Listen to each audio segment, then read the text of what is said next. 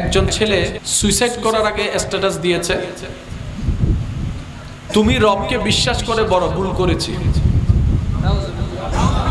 কথাটা একটু মনোযোগ দিয়ে শুনবেন, কারণ আজকে যেটা অন্যের ঘটনা কালকে হয়তো সেটা আমারও ঘটনা হয়ে যেতে পারে।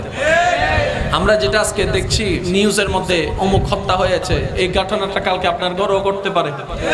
কথা বলেন ঠিক কি না?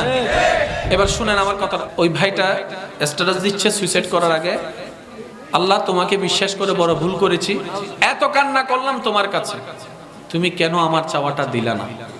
একটা জিনিস হইতে চাইছি, দিলা না সেটাকে। আজকে তার বিয়ে হয়ে যাচ্ছে, আমি মানতে পারছি না, আমি সুইসাইড করে ফেলবো। আচ্ছা, সে সুইসাইড করে ফেলছে, দুনিয়ার কি ক্ষতি হয়েছে? দুনিয়ারটা বাদ দেন, এই পর্যন্ত যারা সুইসাইড করছে, সুইসাইড করার আগে মনে করছে হ্যাঁ আমি বেঁচে আছি, তো মর্ম বুঝছে না, আমি মরে গেলে ঠিকই মর্ম বুঝছে, এই চিন্তা করে মানুষকে মর্ম বুঝাইতে গিয়ে নিজে সুইসাইড করে ফেলছে। এবার বলেন তো কয়জন সুইসাইড ওয়ালার মানুষের কথা আপনার গত 2 মাসে মনে পড়ছে? সবার কথা বাদ দেন, সবচেয়ে আলোচিত সুইসাইড ওই যে কোন একটা কি নায়কের শ্বশুর নাকি লাইভে এসে সুইসাইড করছে। 2-1 দিন একটু ফেসবুক গরম ছিল, ইউটিউব গরম ছিল, এরপর আর কোনো কাহিনী আছে? আরে মানুষের এত টাইম নাই যে আপনাকে আমাকে নিয়ে ভাববে, এত টাইম নাই। তো সেজন্য বলি মনটাকে একটু নরম করেন, শক্ত করেন। নরম করবেন, শক্ত করবেন, দুইটা কথা বলেছি। নরমও করা লাগবে, শক্ত করা লাগবে।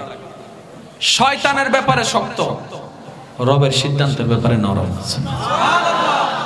আপনি বলেন না ইয়া রব, সিদ্ধান্ত আমি করেছি, ভুল করেছি, আমি তোমার কাছে সারেন্ডার করছি, তওবা, আমার আর কোনো চাওয়া নাই, পাওয়া নাই, স্বপ্ন নাই, ইচ্ছা নাই, আমি আমার জীবন তরি তোমার নামে ছেড়ে দিয়েছি।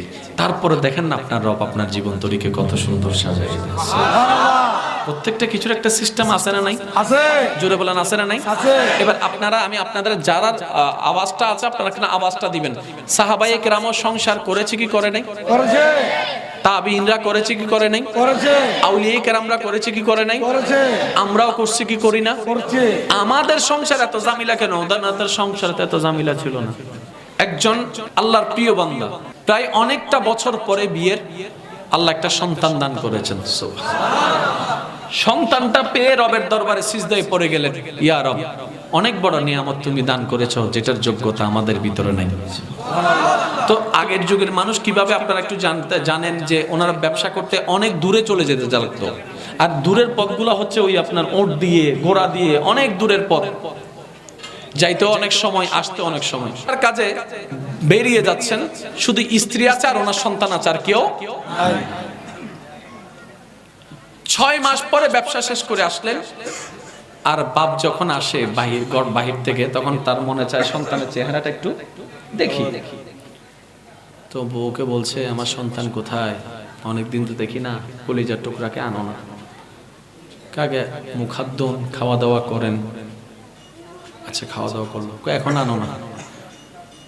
তুমি বলে, কেউ যদি আমাকে কোন একটা জিনিস রাখতে দেয়, ওই জিনিসটা যদি সে আবার নিয়ে যায়, আমার কি খুশি হওয়া দরকার নাকি কান্না করা দরকার?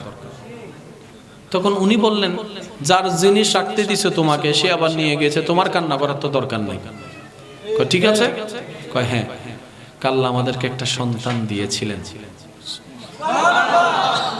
মালিক যেটার আপনিও নন আমিও নই, আল্লাহ আমাদেরকে একটা সন্তান দিয়েছিলেন, আবার ওই সন্তানকে উনি নিয়ে গেছেন ওনার বান্দাকে।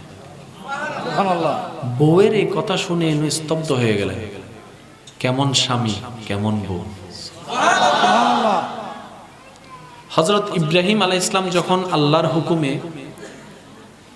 বিবি হাজেরা আলাইহিস সালামকে, ছোট্ট বাচ্চা ইসমাইল আলাইহিস সালামকে সাথে নিয়ে আল্লাহর হুকুমে যখন মক্কা নগরীতে রেখে যাচ্ছিলেন, তো ইব্রাহিম নবী হাজেরা আলাইহিস সালামের কি স্বামী, আর ইসমাইল আলাইহিস সালামের কি বাবা। তা আশেপাশে কোনো জনবল তেমন কিছু নাই। তো ইব্রাহিম নবী স্বাভাবিক একটা তো টেনশন তো করতে পারে, দায়িত্ববোধের কারণে একটা টেনশন হয় কি হয় না? একটা দুশ্চিন্তা হয় কি হয় না? আচ্ছা, এবার ইব্রাহিম নবী একটু চিন্তিত, একটু টেনশন করছেন, কিভাবে কি করবে, আল্লাহর এই পরীক্ষায় ওরা পাশ করতে পারবে কিনা, ধৈর্য ধরতে পারবে কিনা, সবকিছু। পিছনে ফিরে তাকাচ্ছেন, বিবি হাজেরা বলছেন, আপনি কেন বারবার পিছনে ফিরে তাকাচ্ছেন? টেনশন করার দরকার নাই। যে রবের হুকুমে আপনি আমাদেরকে এখানে রেখে যাচ্ছেন, সে রবই আমাদের হেফাজত করবে। কেমন স্বামী কেমন বউ, কেমন স্বামী কেমন বউ, কোনো টেনশন